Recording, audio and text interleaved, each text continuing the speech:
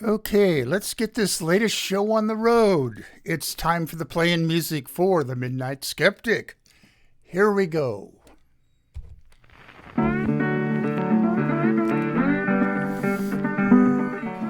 You are listening to KPCA LP, Petaluma, California, at 103.3 FM and worldwide at www.kpca.fm. And this is the Midnight Skeptic. The views of the Midnight Skeptic are not, repeat, not necessarily the views of KPCA or any of its affiliates.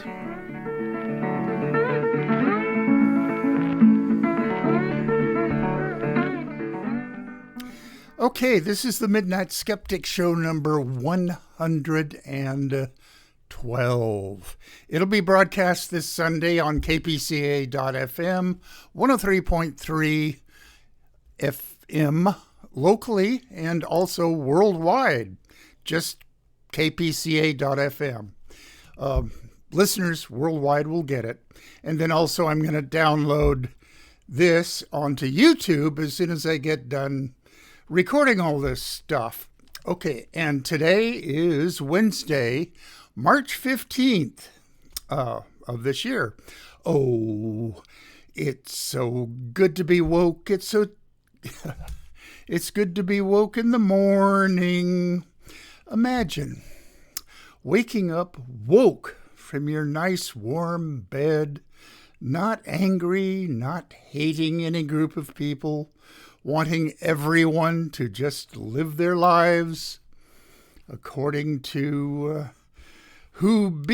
being who they want to be and loving who they want to love. I mean, that to me would be a good world. Well, that's not the Republicans' view of how the world should be, and that's being woke. I, the Midnight Skeptic, am proudly woke. And the Midnight Skeptic's goal, as always, is, quote, doing my small part, meaning this show. The goal is to rid this country of all GOP MAGA-head Republicans so wokeness can be the ethos of this great land of ours. Okay, I need to make a clarification. Lots of clarifications, but this one in particular. Okay, one of my relatives who is a Republican, the nice kind, asked me recently if I call all Republicans who disagree with me MAGA heads. Well, the answer is no. Intelligent, thoughtful, non-hating Republicans that I can have a discussion about issues with are not MAGA heads. But I would encourage these kind of Republicans to join the Lincoln Project. I do have a few relatives, not many, but a few, and few friends, not many, but a few, that are Republicans. I would disown my Republican relatives if they were of the hate-filled MAGA kind. And I would not be friends with any acquaintances / friends of the hate-filled MAGA kind. I just wouldn't associate with them. Nice Republicans, they're nice. Okay, it's okay. But the MAGA head base, the red cap wearing people that wear these red, white, and blue cowboy hats and jackets and that show up at Trump rallies. they're not who I want to associate with. Okay, that's who I'm trying to rid this country of.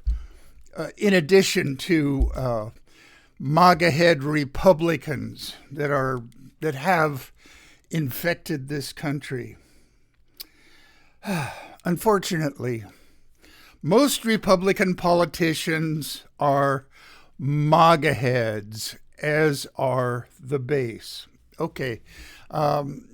Shout outs. I'm not going to go into extensive shout outs today. Just the usual suspects internationally. You know who you are. And Mickey Huff. I'll see you Thursday. If you happen to be listening into this show on YouTube, it would have to be YouTube.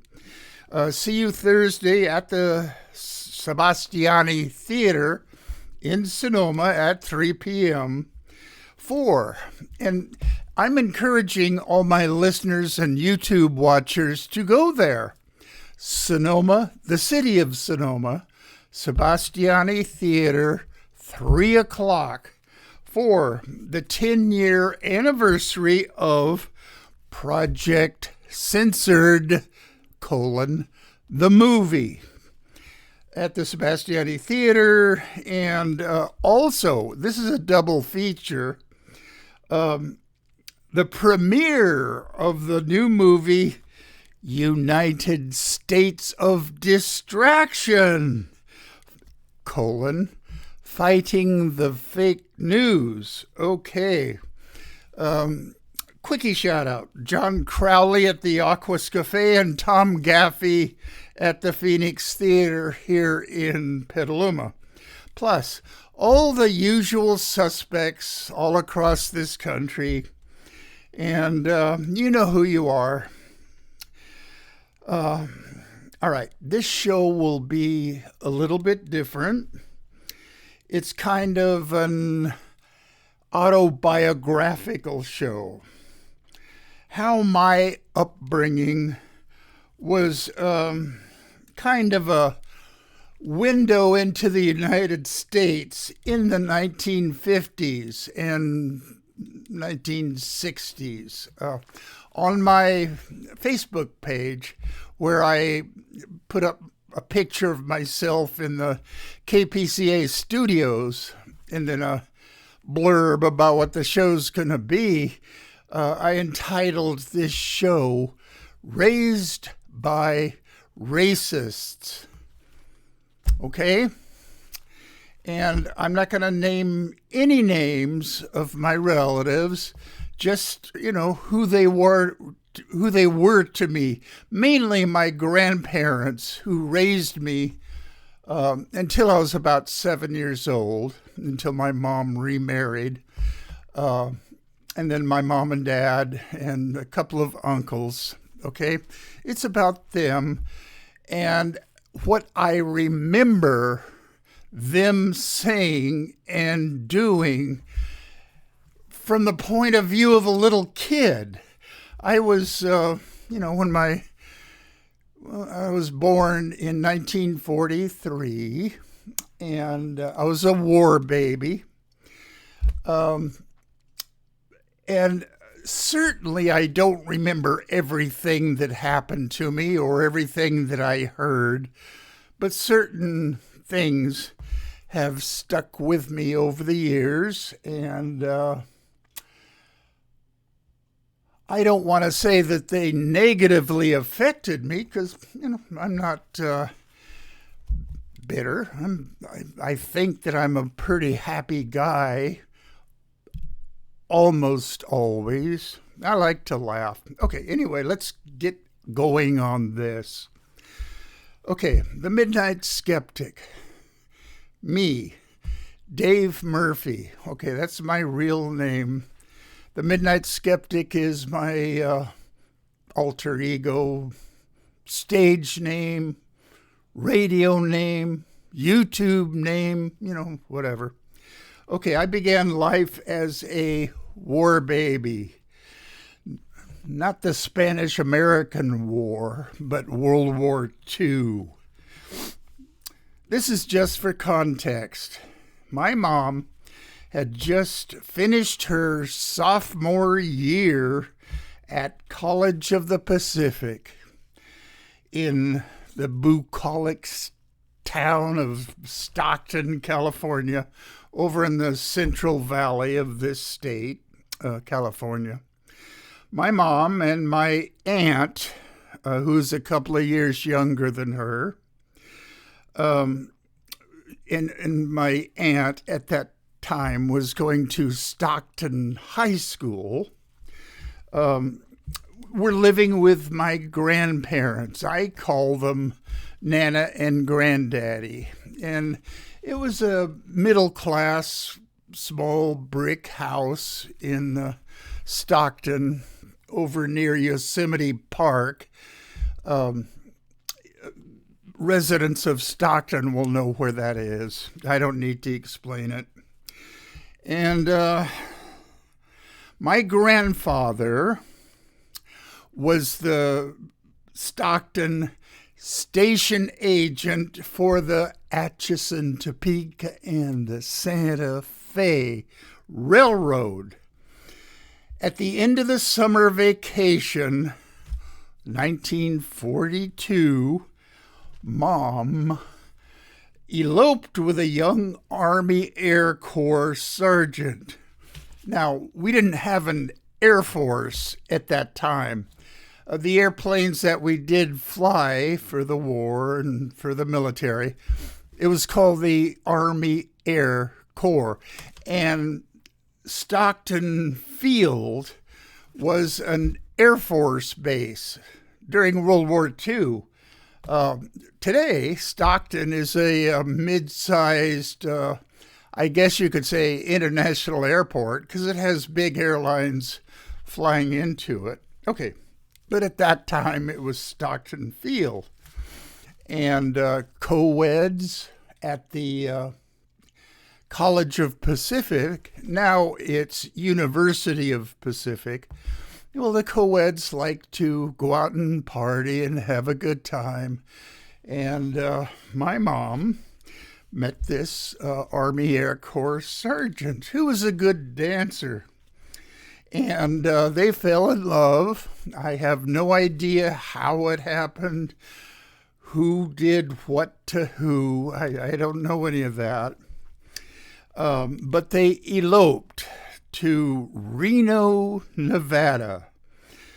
And 9 months to the very day after their marriage, I popped out. I imagine my grandparents were not very happy about all this. The marriage lasted 2 years. Mom came back from Fort Deming, I think it's in New Mexico, I think. Okay.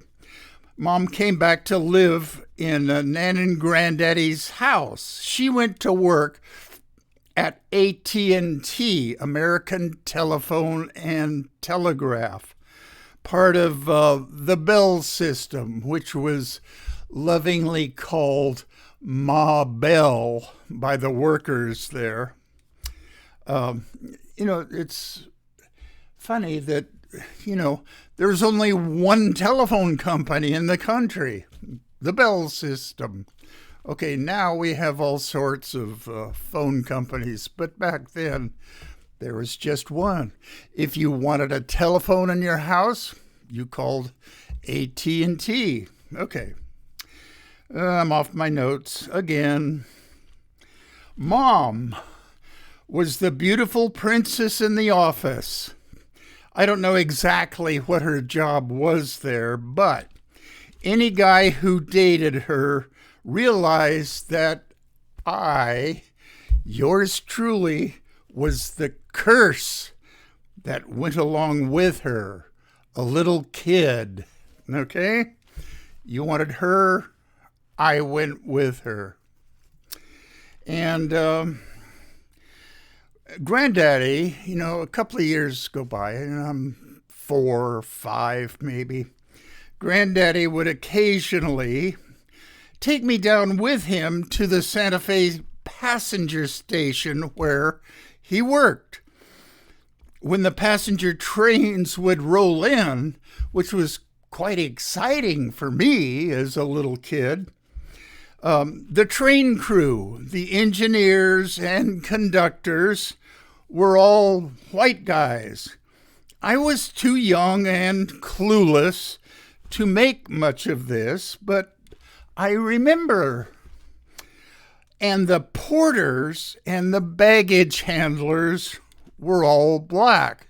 I didn't understand the import of all that at the time. I was just a little kid, but I do remember noticing that. Okay, they all called the black guys. They all called my grandfather Mr. Arnold, the station agent, and he would call them all by their first names. Well, big deal. I didn't mean anything to me. My stepdad, he became my stepdad, who worked at AT&T also, he dated my mom, and I have no idea how they hooked up or what it was between them. And when I was 7, they got married, and Dad wanted Nana, my grandmother, and Granddaddy to continue raising me in their house. Nana would have none of it. So Mom, Dad, and I moved into a small, new, middle-class house in North Stockton.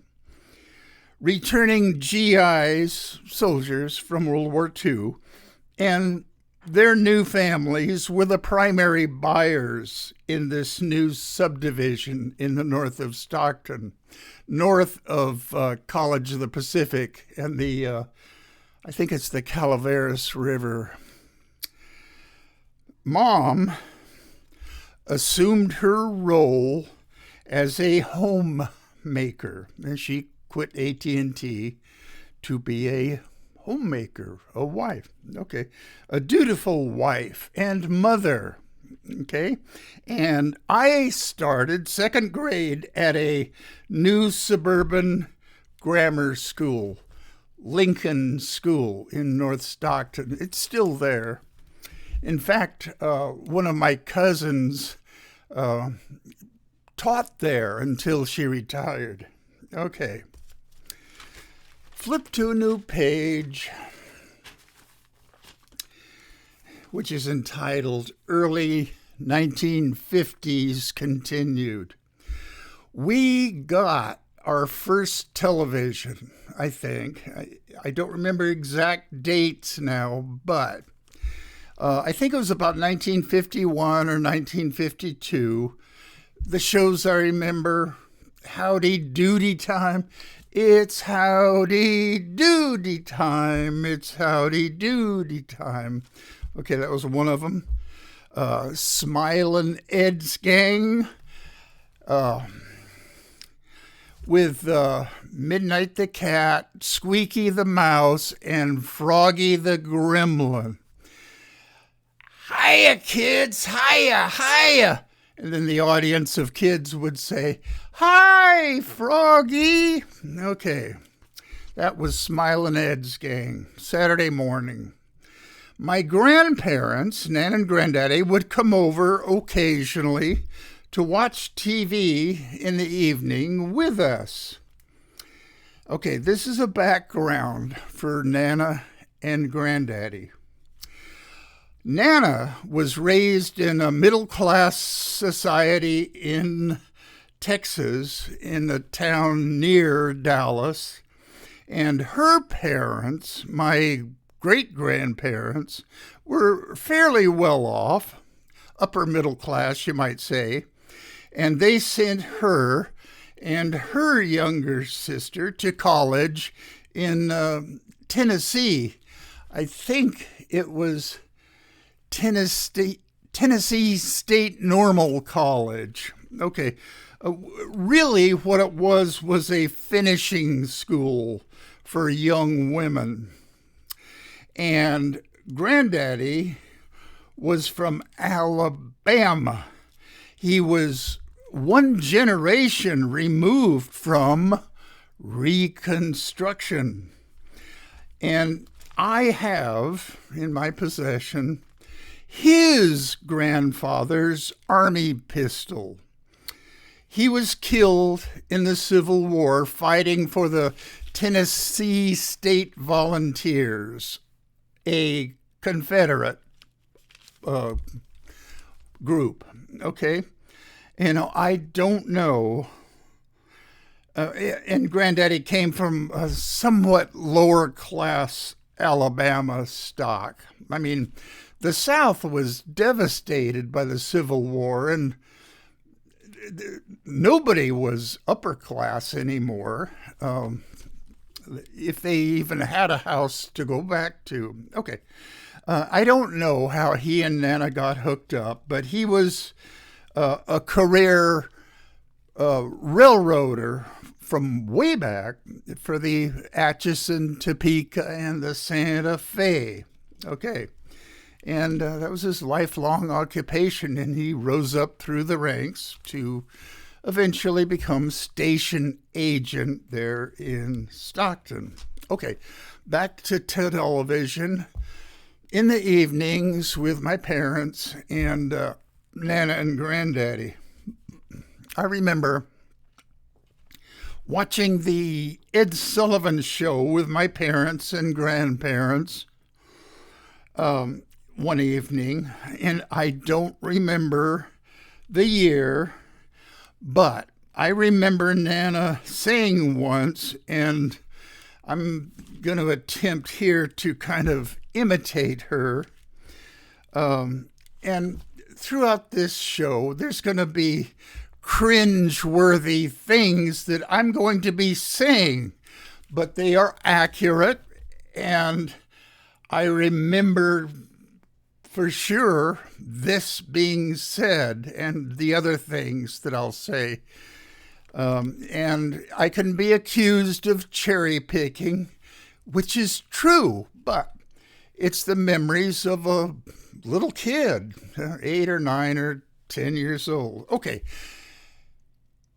On the Ed Sullivan Show, there was a singer, and I don't remember who it was, but she was black and singing a popular song. And I remember Nana sing once.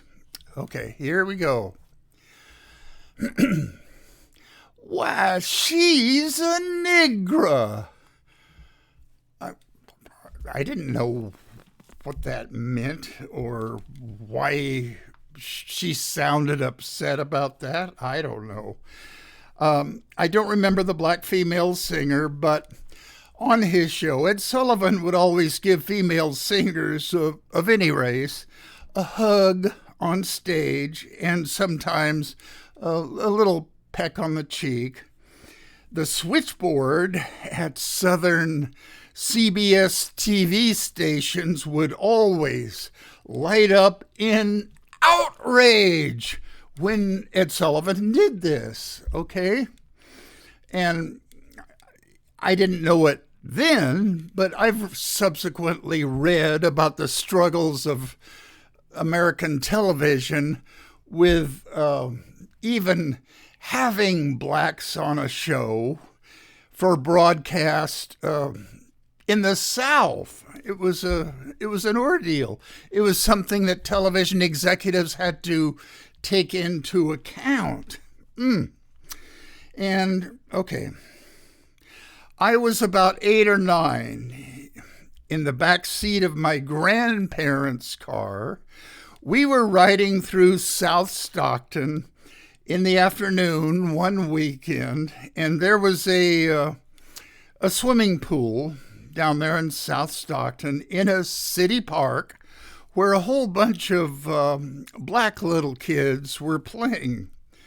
And for no reason, Granddaddy said, and he was kind of half joking, But he said this, and I remember it. Just look at all that alligator bait. Ooh. Okay. He said that. I'm repeating it. And that's the way things were. I wasn't outraged. I was just a little kid. I didn't know exactly the import of that or what it really meant. I was just a little kid, but for some reason, that phrase stuck with me. Okay? Now, I'm not a liberal, progressive, politically correct snowflake. That's just the mindset of people in the United States, especially those of Southern backgrounds. You'll not find any so-called white guilt in me. No, I'm not.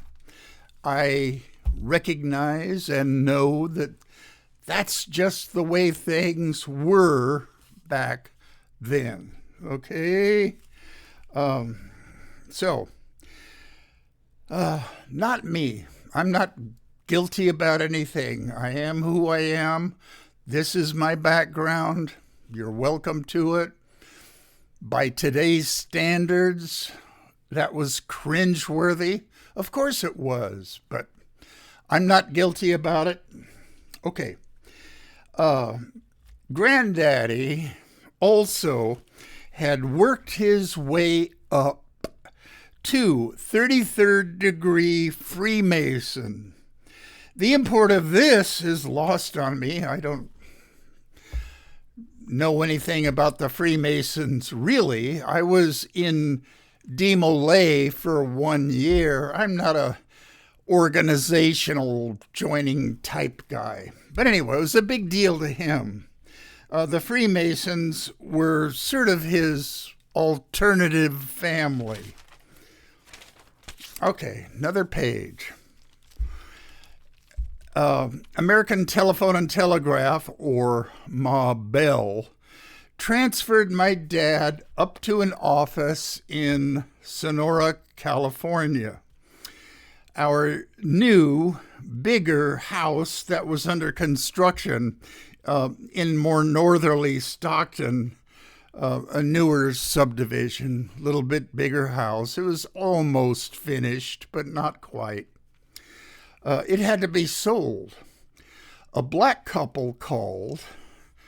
I really don't know the details of this, but I was, I think, 11, because when I finally started going to Sonora Grammar School, it was 7th grade, so it must have been in 6th grade that this incident happened.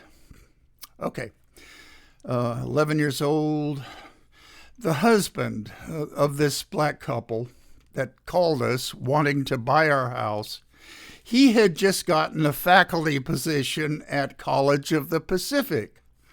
They were turned down. We turned them down. We, meaning my mom and dad. And like I say, what do I know? I was a little kid. I didn't know from real estate. I don't know why they didn't go through a broker or real estate salesman. But anyway, it was a phone deal attempted with my mom and dad, and they didn't sell the house to them. Of this episode, I just remember my mom saying to me, quote, "We just couldn't do this to our neighbors." Okay, today I see that as shifting the blame. Oh, we're not racists. Our neighbors are. Yeah, okay. I'm not guilty about that either. I need a sip here. This is coffee and Irish cream. Well, 2 days from now is St. Patrick's Day. That's my excuse. Okay. I don't know why my mom was even saying that to me. I was too young to know my ass from a hole in the ground. Okay. But again, the real import of this was totally lost on me, the clueless kid. I also remember that very occasionally, that upon seeing an unusually dark black guy on TV, she would say, and again, boy, he's as black as the ace of spades. Again, cringeworthy, but I remember her saying that on a couple of occasions. Now, I loved my mom. I still love the memory of her, and she was not a mean person. She was, by the standards of her day, kind and fairly liberal, again, for her time. Late 50s, 60s. Okay, definitely as I become aware of social changes in the United States, which is in my late 20s and 30s, I'm kind of a late developer as far as awareness, not just social and politically, but in all aspects of life. Awareness was not my strong suit. Okay, I'm off my notes. In my late 20s and 30s, she was a trapped housewife. Betty Friedan wrote The Feminine Mystique back in those days, and now, and, a couple of decades before now, looking back on life with mom and dad, I appreciate the trapped feeling that mom had. Okay. My dad, he advanced with Ma Bell, American Telephone and Telegraph, as much as he was going to without a college degree. I heard him use the phrases, quote unquote, young hotshots, all right, and, quote, college kids they put into management, unquote. Okay, you know what he mean by that. Much later, I realized what disappointments and resentments he probably felt. Not directly about these young college kids put into management positions over him, but just general resentment that, well, he didn't go to college and get a degree that everybody kind of needs now for no particular reason, but that's another story, okay? And he was a smart enough guy. He was an engineer for AT&T. I mean, he could have gone to college and gotten a degree if life went along that pathway. Okay, I'm off my notes again. Okay. Much later, disappointment, resentment he felt. By any measure, given his background and World War II, which affected the whole country, he was a success. Married, raising a family, having a nice house in the suburbs. Okay. We were middle class, borderline upper middle class. Okay. One afternoon, Mom and Dad and I riding in the back seat, and I don't remember how old I was, 10, 11, maybe 12, I don't know. I was probably a freshman or junior in high school. So this would have been 1958 or 59. We were driving in South Stockton. This overweight black lady with, as I remember it, sort of raggedy clothes and threadbare coat was just ambling down the sidewalk there in South Stockton. And for no reason, Dad looked at Mom and said, "There goes our equal." Ooh, again, cringe. But at the time, I don't know why he said it. I didn't detect any real anger in his voice, although I imagine it was there. And later, I remember Dad commenting on Martin Luther King Jr. Now, this had to be late 50s, early 60s. And what he commented about and I don't remember this exact quote, but he said something to the effect that Martin Luther King Jr. was stirring up all that trouble down south. Okay? Now,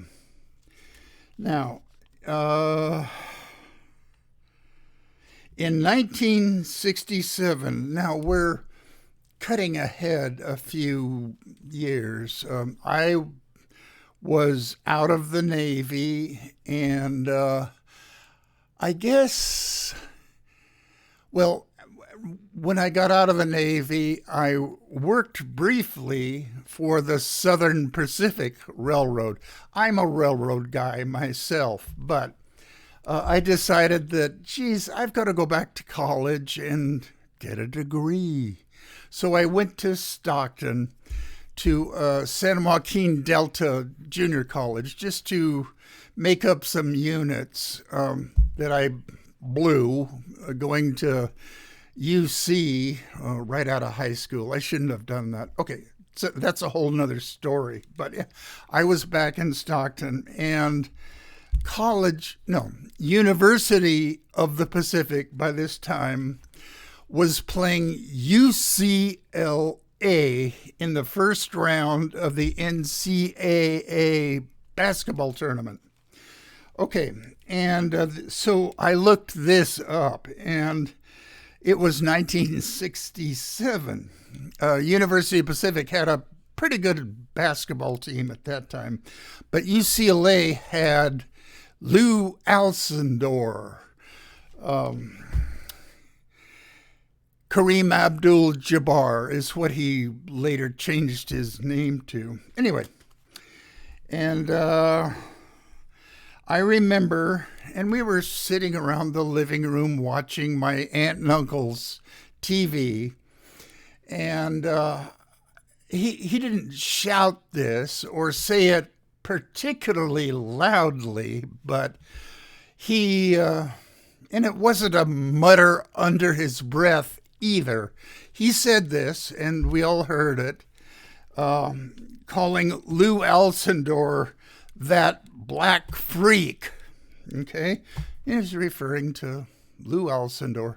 And the final score was UCLA 80, University of Pacific 64. You could look it up. Okay, new page.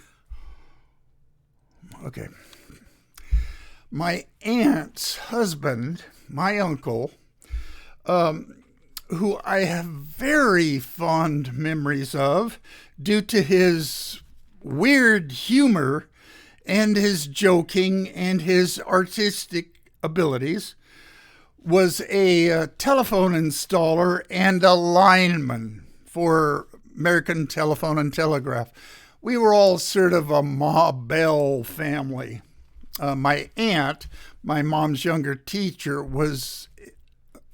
my mom's younger sister was a teacher there in Stockton. Okay.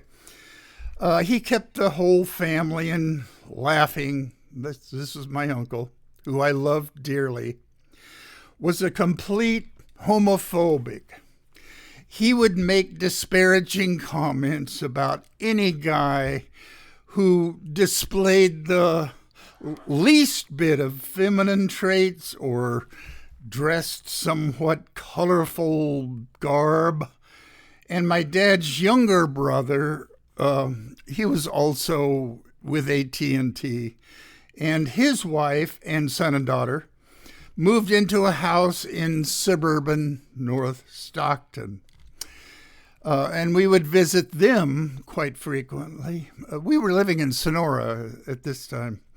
Okay, there were two middle-aged women who bought a house together just down the street from them. Well, Uncle H would always make a snide comment about those two lesbies women, probably sleeping together.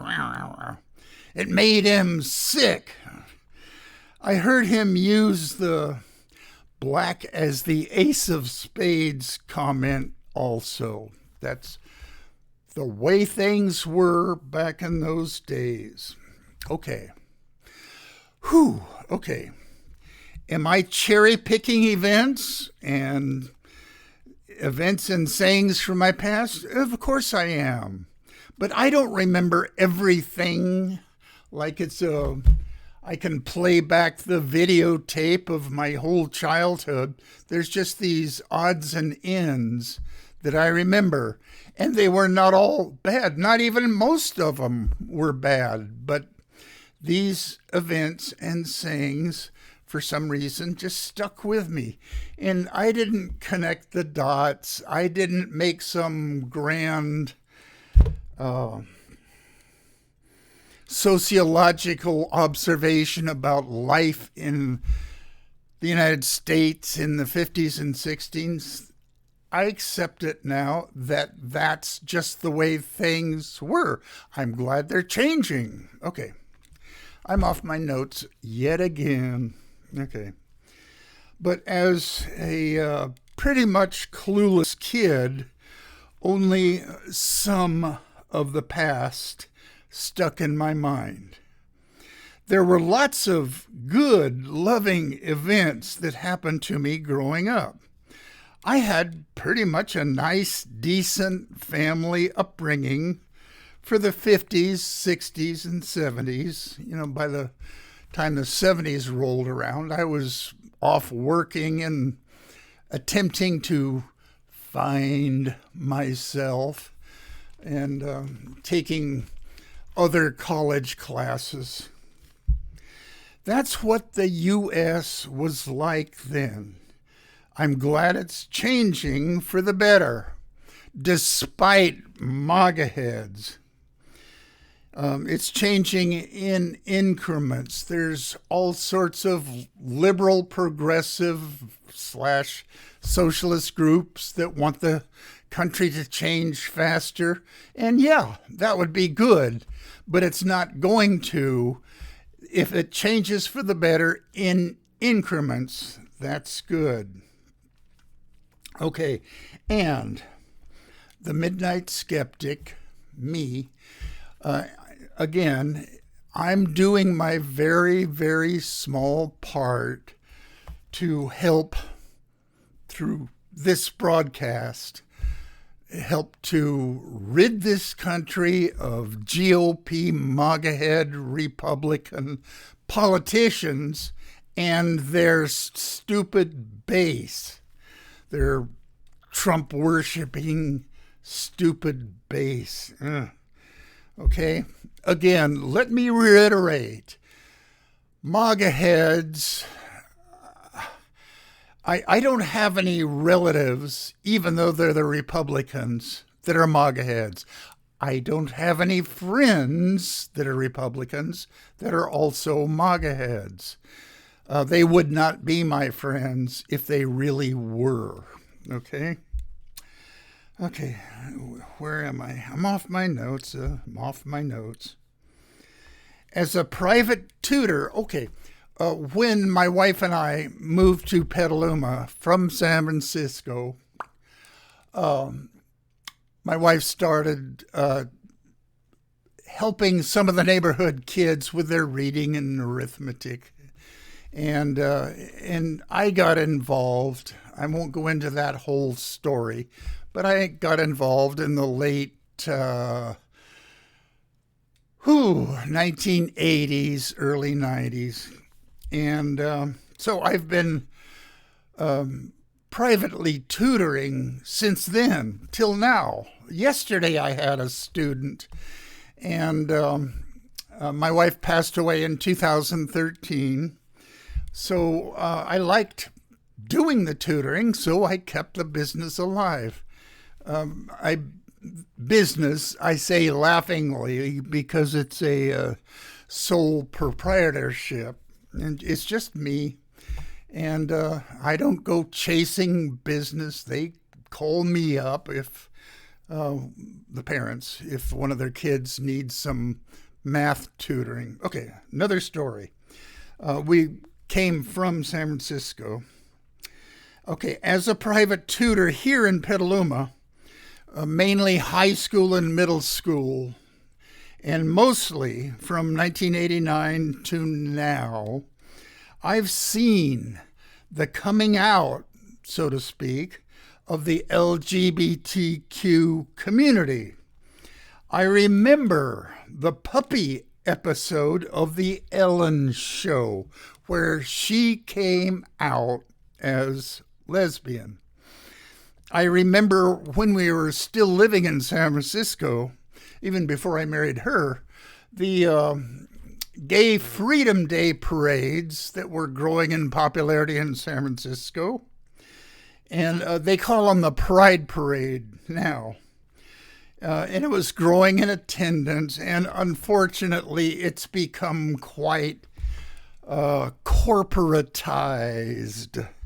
I also remember some long ago baseball fan commenting on cringe alert Riggs Jigs, because the manager of the San Francisco Giants at that time that it was said was Bill Rigney, and there were a lot of black players on the Giants. And I'm not sure what Jigs is short for. I think jigaboos, maybe that was a epithet for black guys. Okay, Bill Rigney starting so many black players. Okay, I also remember Finocchios. Okay, they were an upstairs nightclub in North Beach where female impersonators entertained tourists from the Midwest. And nowadays, with the hateful GOP MAGA heads, would that ever go anywhere except maybe San Francisco? Okay, the place was called Finocchios, which is Italian for fairies. I went there once just on my own, and they were quite talented. Most of them lip-synced, but there were a few that actually sung themselves. They were talented singers. Okay, that's it. The Midnight Skeptic's childhood, or early childhood. How much time? Okay, I got cut off last week, and I was not able to finish. Okay, so I'll make up for it now. I've got about 8 or 9 minutes to go here. And this is from last week. Okay, continuing good news. U.S. church membership falls below 50% for the first time. Yay! In 2020, 47% of U.S. adults belonged to a church, a synagogue, or mosque, down more than 20% from the turn of the century. That is the year 2000. And this is according to the Gallup poll. This is a generational change. 36% of millennials, which were born between 1981 and 1996, belong to a church. Generation Z is trending downward as well. Yay, American youth. Let's get rid of religion. Okay, another topic.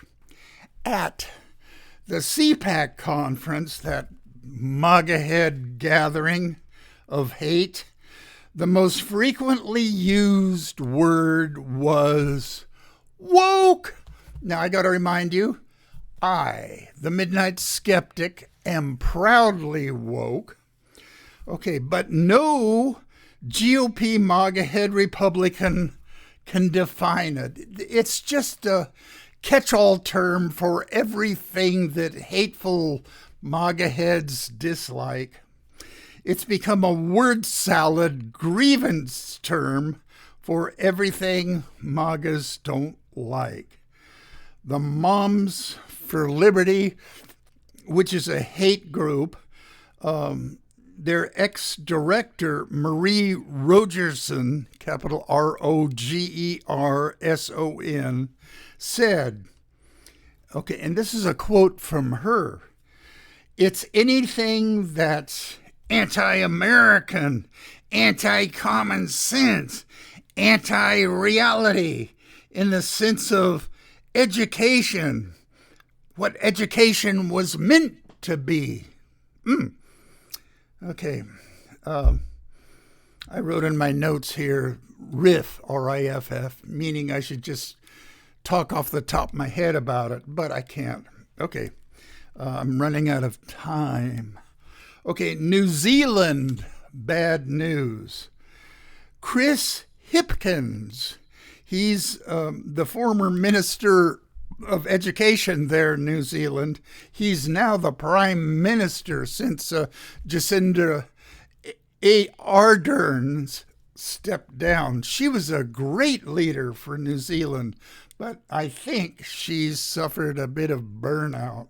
Okay, anyway, Chris Hipkins has directed New Zealand science classes must include, quote unquote, Maori ways of knowing. And this is a Maori word here. Matauranga Maori. And give the Maori way of knowing equal standing to science. This is, of course, nonsense and misguided virtue signaling. Traditional environmental knowledge, plants that heal, cultivation, fishing, etc., can have value if it's scientifically investigated. There's probably plenty of plants that have some healing features to them. Just check them out with clinical studies. I mean, that applies to the same thing here. We don't go to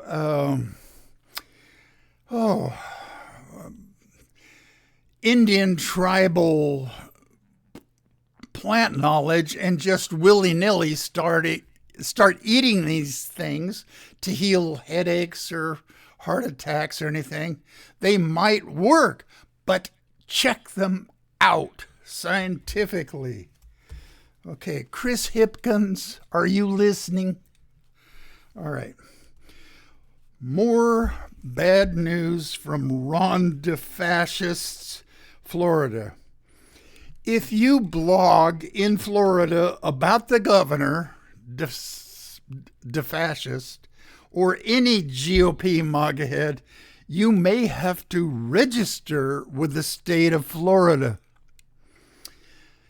Okay, and lest you think I'm making this up, it's Florida Senate Bill 1316. Okay, I'm going to end this with good news. Hansel Emmanuel, who's age 19, who lost an arm in a childhood accident in his home country of the Dominican Republic, has made the Northwestern State basketball team. It is an NCAA Division I level team. Emmanuel is treated as just another teammate by the coach, who is Corey Gibson. He is, this is Hansel Emmanuel. He is 6'6", and he can jump just like Jonathan Kuminga of the Warriors can. His flashy dunks, passes, and three-point shots, one-handed, they have to be, have gone viral on the internet. Northwestern State is in Natchitoches, Louisiana. Okay, God. Good timing. It's 56 minutes.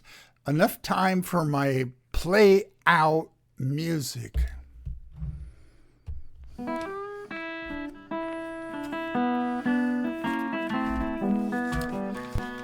You have been listening to The Midnight Skeptic on KPCA LP, Petaluma, California.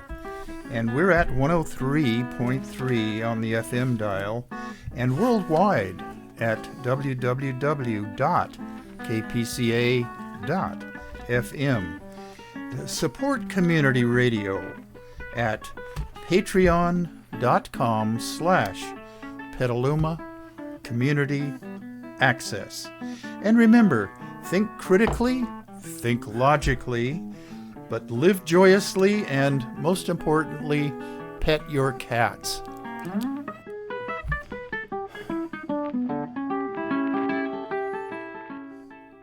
Okay, I've got about 2.5 more blank pages in my notebook here.